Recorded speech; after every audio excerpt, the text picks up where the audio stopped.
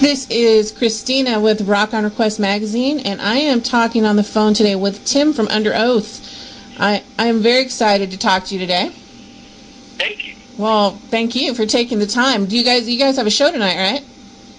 Yeah, we play in about 2.5 hours. Wow. Yeah, I keep forgetting the time difference because I'm from California and I'm over here on the East Coast now, and I was thinking that you were probably going on soon.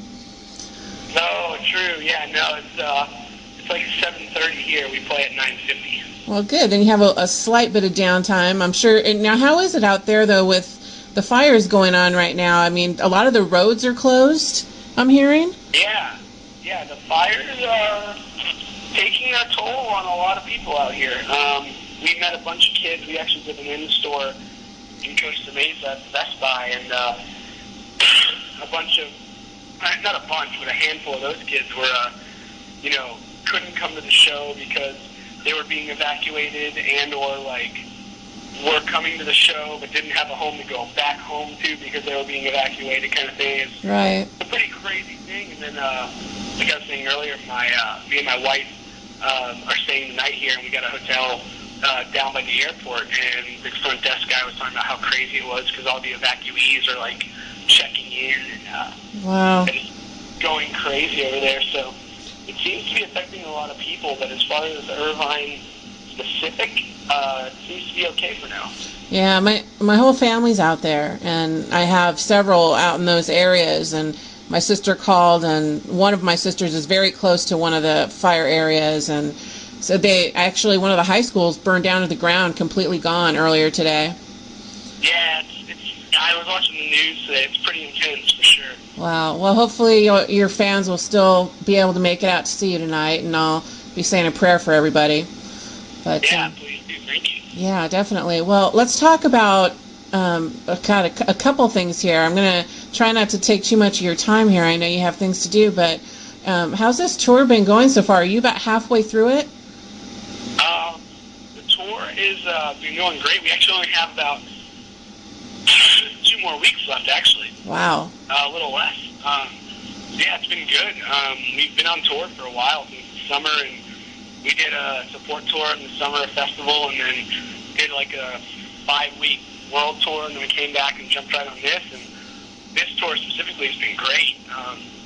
So there's been a lot of stuff going around, and the way the economy is, and the way everything's been going. A lot of tours have been suffering pretty bad, and right. Fortunately, for whatever reason, our tours actually had a lot of good fortune. We're playing, bigger shows than we ever have been. So it's just been a really, really good opportunity, to kind of really see what's going on and just really be a part of, this time and, where we're at. And right. Being in a positive situation where we see so many negative situations. So yeah, we're really grateful for just everything that's going on with the tour for sure.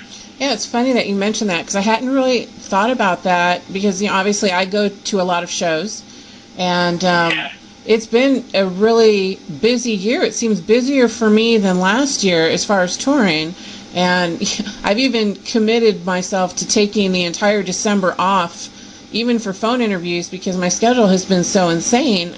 I can't even get caught up, and these shows are really packed. And when you mention the economy, I'm thinking this is one area where I haven't really personally seen it suffer yet. Yeah, totally. Which is, I guess it's a really great thing, especially when it's hard enough for musicians to make money these days. So I'm really... Totally. I mean, that's the thing, is people can't go to shows if they don't have extra money, Right, of course. And gas, now it's finally taking a dive back down, but for most of this year it's been pretty horrendous, so... Mm-hmm. Definitely. Well, now, you guys did a lot of touring this year, as you were just mentioning. And now this one, you're going to be doing shows actually through December, right? Almost entire December? Yeah, we're doing a South American tour 2 weeks after this tour. Wow. We actually do that, and that starts December 9th and goes to December 22nd, Gosh. 21st. You guys are one of the busiest bands that I talk to. I mean, there's a couple that are close, but... you don't spend a whole lot of time at home, do you? No. Next year we're going to slow down, but for the most part, yeah, it's pretty busy all around. Now you look like you have a chunk of time between the end of December and the Soundwave Festival in February. Or are you just not listing things that you're working on for the beginning of January? Oh, that's our first break since we left. Wow. We're really excited to get home in January, February, and have that break for sure. Well, you know what? It would be interesting to talk to you in January and see if you're itching to get back out on the road. Yeah, we'll see. I don't think that'll happen, but it very well may. That's true. Well, let's talk about the record, because this record really has just gone crazy. I mean, it's done so well, and I'm not shocked by it at all. I mean, you guys have had a really great track record, but it just seems like the hits keep on coming from Underoath. Did you, how do you guys feel about this right now? Just kind of riding on this wave of continual success. Yeah, I mean, for us, it's just really cool. I mean, the record industry's down, everyone's down, finances are down, and, for us to still have the opportunity to come out and, still be selling a decent amount of records and be playing, these size shows we are playing, it's just been really cool, and I don't really think, I don't know if it's like a hits keep on coming kind of thing, except as much as it's just us really trying to write the best kind of music we can, the best music possible, and really, really, really working at being the best kind of band we can. And I think where a lot of people kind of are looking around and kind of going well, what's popular and what's cool, where can we go with this, and who's big now? It's kind of well, we're just going to do what we do and do what we can, the best we can, and do what we know we should be doing. And if people get it, that's cool. And if they don't get it, then it's not cool, and then that's cool too. And that's not a big deal. And it's kind of one of the things where I think our, I hope at least our constant strive to not distance ourselves from certain styles of music, but distance ourselves from bands that approach music differently than us has helped in us sticking out a little bit more. I think we're the band that goes left at times when a lot of people go right, and vice versa. And not to say that we're this inventive, new age band that no one's ever seen before, but I think that the timing of what we do and things of that nature is very thought out, and we kind of sit down and go, where are we going and what are we doing and how do we do that the best way possible? And I think that it's just, we're all 25 and we've been playing music together for over 5 years now with this current lineup, and it's just been a cool time to kind of really,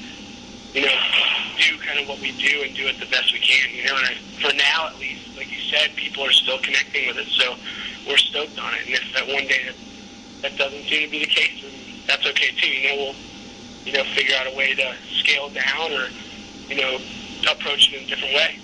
Well, I really respect the approach that you guys have to your music and what you do, because, like you said, you just do what you do, and you make the music that you want to make, and you do it the best way that you can, and you're not trying to, fit into the, I don't know, how should I say it, the big thing of the moment, or, you're not a manufactured band. I mean, you're just doing what you do, and you do it well.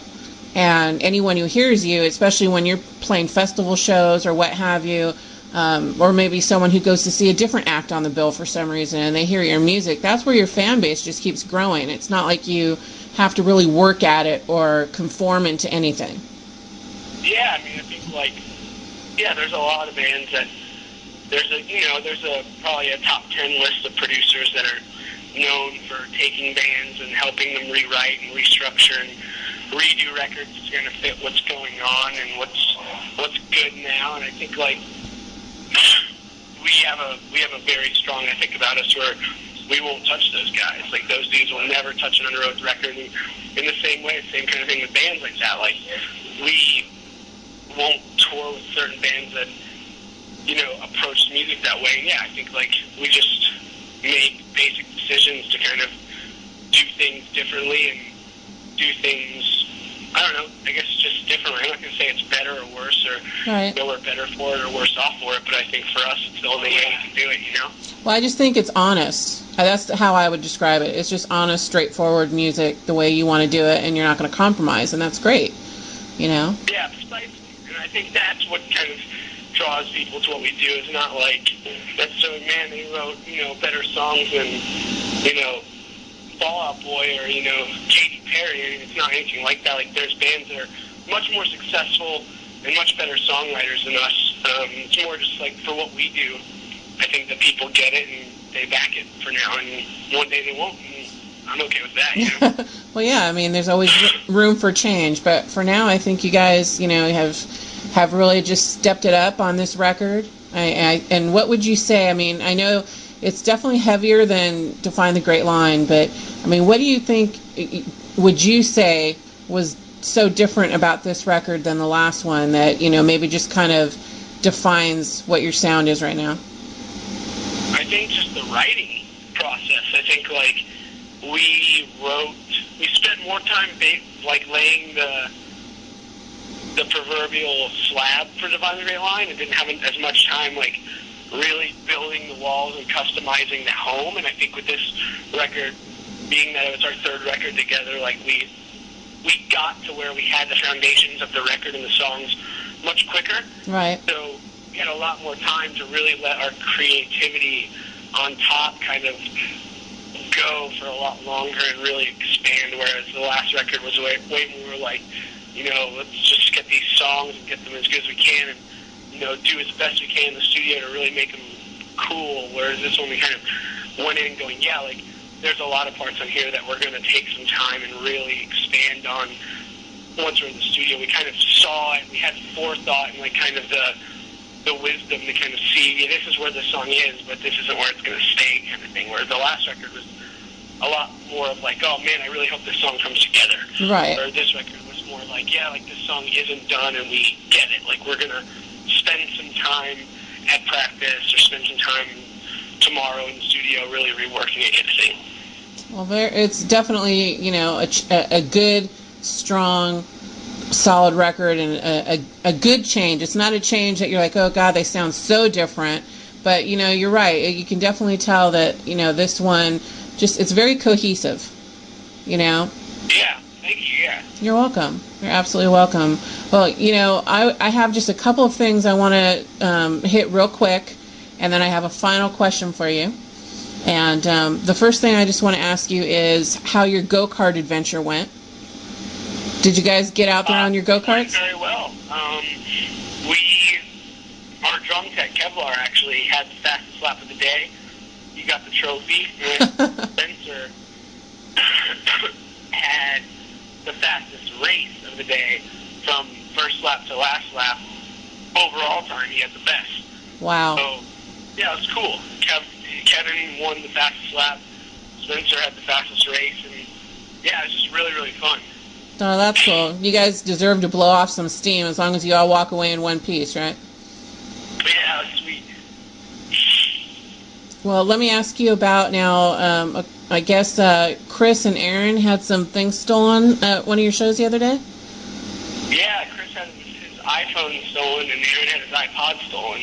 Wow, that's horrible. I hope that there was nothing that couldn't be, taken care of. I know Chris had a lot that he had to do as far as, his personal information that was out there. Yeah, it was hard, but all in all, he has a new phone with all of his stuff restored, and, Aaron has all his music backed up for the most part, so it wasn't anything but losing the actual hardware and the money that it takes to replace it, so right. It wasn't as bad as it could have been, but yeah, it's still a bummer for sure. Yeah, definitely. Well, that sucks, but what are you going to do? Yeah, totally. I wanted to ask you about, you wrote a journal entry on Election Day on your website, and I just wanted to tell you that I couldn't agree with your sentiments more. I thought it was just really very profound, everything you had to say. And now that the election's over, how are you feeling about things? I feel pretty good. You optimistic? Yeah, I mean, whether you wanted Obama or not, I think it's your job as an American and your job as a human to get behind him until he proves himself wrong. I think what he speaks on, most people, whether they're Republican or Democrat, agree with. I think that everyone would want to see change and want to see the war ended and want to see like our troops come home and want to see a very socially responsible America, which we are not at this point. But there's a lot of people that are scared about his tactics and the way he attempts to do that, and the people that he is known to be seen with. So, I mean, there's a lot of skepticism, and at the same time, there's a lot of hope, I think, with everyone. I think for me, I'm just really, at this point, you really have no choice, but at this point, I'm kind of excited to see what happens, and if it ends up being the end of the world, then that's what needed to happen. Right, exactly. In the event that he actually does what he says he's planning to do, and does it well, I think that it could be a really beautiful time in humanity. I agree. I'm excited, like you said. I feel like you do. I'm excited to see where things are going, and whatever that may be. I'm just excited for the possibilities. Sure. Well, let me ask you this question. You've been a band that has gone through a lot of change over the years. With that, there's been a lot of growth, definitely. But, you've had your trials and tribulations along the way, along this path. But you're very successful. You're a Grammy-nominated artist. Your last 3 records have sold, over 1 million copies combined? Is that right? Mm-hmm. What would you say is the glue that holds Underoath together and drives your success? I mean, it's definitely nothing but our, faith in God. I think,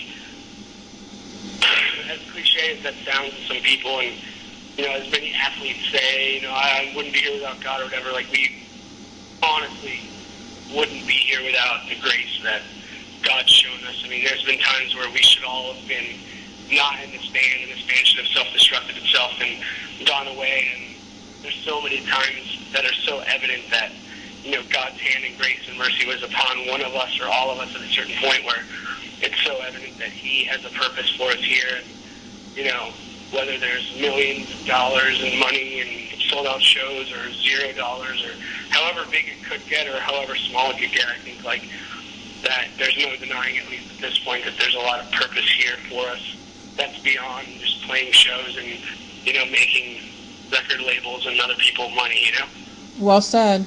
Definitely. Well, it's always good. I felt like that was going to be your answer, but it's really nice when I talk to people who are so passionate about what they do and about their beliefs and whatnot. So it's really nice to hear you say that. Thank you. Well, you're welcome. And I am going to wrap it up. And I interviewed Chris before, and Chris had to do this, or he didn't have to, but I'll give you the option now of doing what everyone gets to do. And if you want to, you can ask me a question to wrap us up. You can ask me anything at all in the world. Do you like Florida better than California? No. Only because, I was born and raised in California. I now am in North Carolina. It's a big change for me, and it's got its beauty, definitely. But I miss family tremendously. Days like today are really hard when I know there's so much turmoil going on over there, or my sister's in the line of fire, and I'm not there, So I'm very homesick. But where Florida is concerned, I've been there just once, so I don't really have a good basis to really compare the two, maybe. But just, from the little I was exposed to, I do like California a little bit better. I respect that. I back it. Well, thank you. Well, good luck, and I hope that everything with your family turns out well. Oh, thank you. I appreciate that. And, be safe. As far as I've heard, several freeways are closing. So, you guys just be safe and don't breathe in when you go outside, and have a great show. Yeah, we'll be fine. All right. Well, you take care. Thank you so much. Thank you. Have a good one. You too, Tim. Bye-bye.